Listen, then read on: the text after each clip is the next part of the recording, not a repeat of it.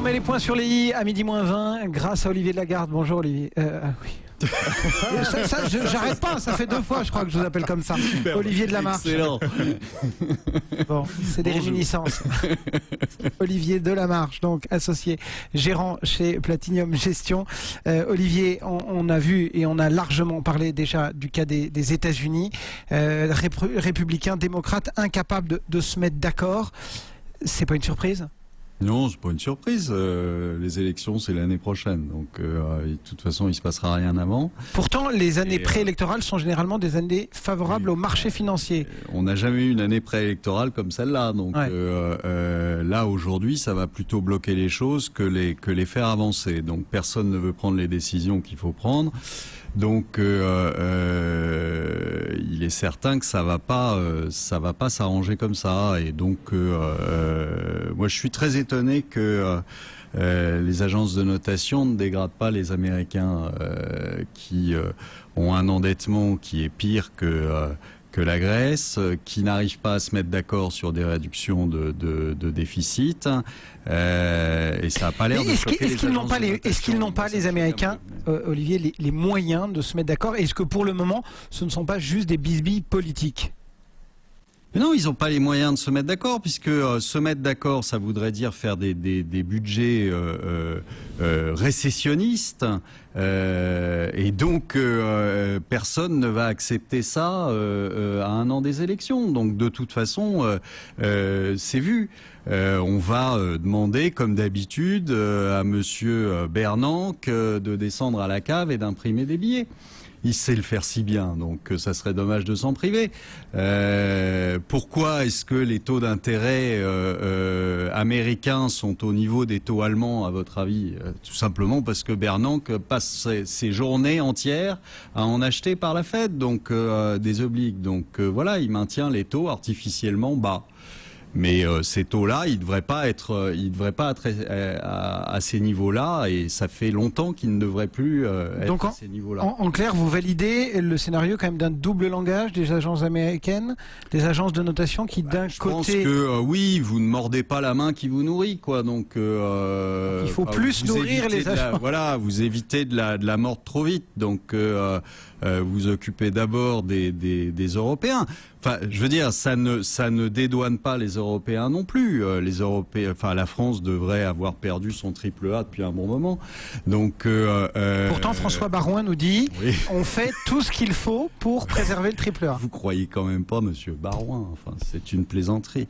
Donc, non, Monsieur Baroin s'agite dans tous les sens, mais ça n'empêchera pas la France de perdre son triple A. Enfin, on le sait, tout le monde le sait. On y va. Et puis on y va clairement, mais le problème n'est pas là. Le problème est que si on fait une règle, elle doit s'appliquer à tous. Et aujourd'hui, c'est vrai qu'on tarde à dégrader les États-Unis, et ça devrait être fait depuis longtemps. Est-ce qu'il faut redouter les eurobonds? On a l'impression que le sujet est en train de monter. Même Olli Rehn nous dit c'est une possibilité désormais, une fois que la gouvernance sera meilleure en zone euro. Enfin, on comprend bien que c'est pas pour tout de suite, mais enfin, est-ce que monétiser la dette, mais non, monétiser la dette, c'est pas une solution. Oui, justement, est-ce que c'est une crainte? Non, bah, c'est une crainte, oui, de plus. C'est-à-dire que tout le monde présente ça comme la solution. C'est pas une solution. C'est rajouter de la dette à une dette qui est déjà présente. On va la mutualiser. C'est ce que les Allemands refusent. Voilà. Enfin, c'est en aucun cas, de toute façon, la solution. Donc, qu'on la mette en place ou qu'on la mette pas en place, tout ça, c'est un écran de fumée. Et c'est quoi la solution? Il n'y a pas de solution, je vous l'ai dit. Mais non, quand vous êtes à 300 km/h à 3 mètres du mur, ça sert à rien de changer le pilote. Hein. De toute façon, vous allez vous taper le mur. Et ben là, vous allez vous taper le mur. Bon, on a fait des bêtises qu'on n'aurait pas dû faire. On a continué. On a persisté. On peut mettre un airbag, Olivier?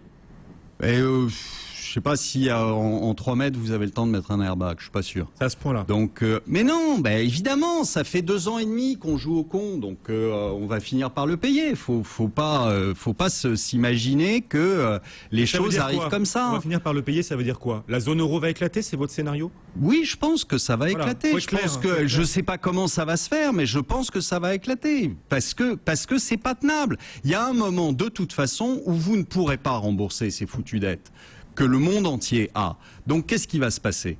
Il va falloir que vous alliez voir les créanciers en leur disant bah non, dommage. Et moi, j'y crois pas. Bon. La zone euro va pas éclater. Eh ben, vous y croyez pas, vous ne croyez pas non plus. C'est un sujet vous... sur lequel on ne peut qu'être Il y a subjectif. 2 ans, vous me disiez que la Grèce allait rembourser. Elle rembourse pas. Bon, bah voilà. Si vous voulez pas y croire, moi, vous... Mais ça me dérange pas, Guillaume. La France n'est pas la Grèce. Mais non, la France n'est pas la Grèce. Du bain en permanence. Mais non, mais c'est sûr. L'Espagne, tout va très bien. Ils ont 25% de chômeurs dans la population. Ils en ont 1 sur 2 chez les jeunes. Mais ça va super bien. Mais continuez comme ça. Il n'y a pas de problème. Vous savez, c'est une solution. En effet, c'est de se cacher la tête dans le sable et puis d'attendre que ça se passe. C'est pas ça qui va résoudre les choses, mais vous pouvez toujours y croire. Dernière cible dans votre viseur, Olivier de la Marche, c'est Warren Buffett qui... Warren Buffett, il me fait marrer depuis un bout de temps. On ne peut plus croire à ses conseils. Enfin, Warren Buffett, il est arrivé le lendemain du tsunami au Japon en nous disant que c'était une occasion historique d'acheter le Japon. On était à 10 000, on est à 8 300, ça fait 17% de moins. Et il continue à nous dire, ah bah c'est pas cher. Oui, en effet, c'est pas cher. Même ma fille, elle sait ça. 8 300, c'est moins cher que 10 000.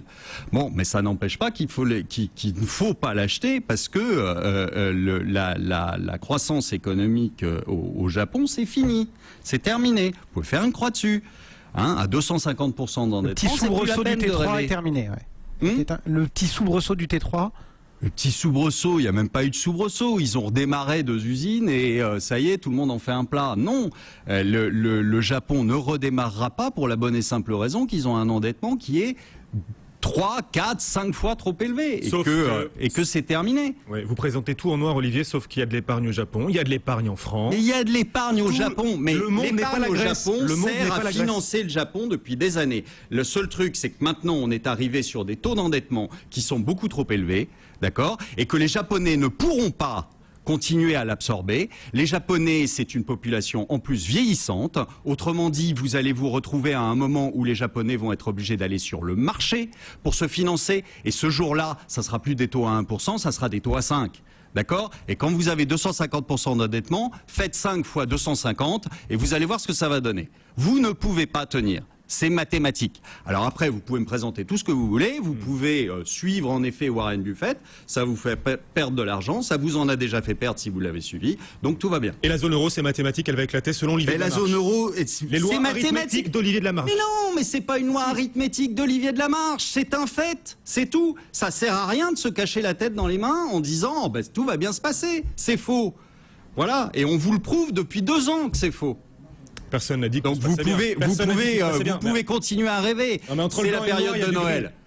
Vous allez le voir. Si vous guettez dans votre cheminée, vous allez le voir descendre. Bon. Olivier de la Marche, donc au cœur d'Intégral Bourse Associée, gérant chez Platinum Gestion. Ouais.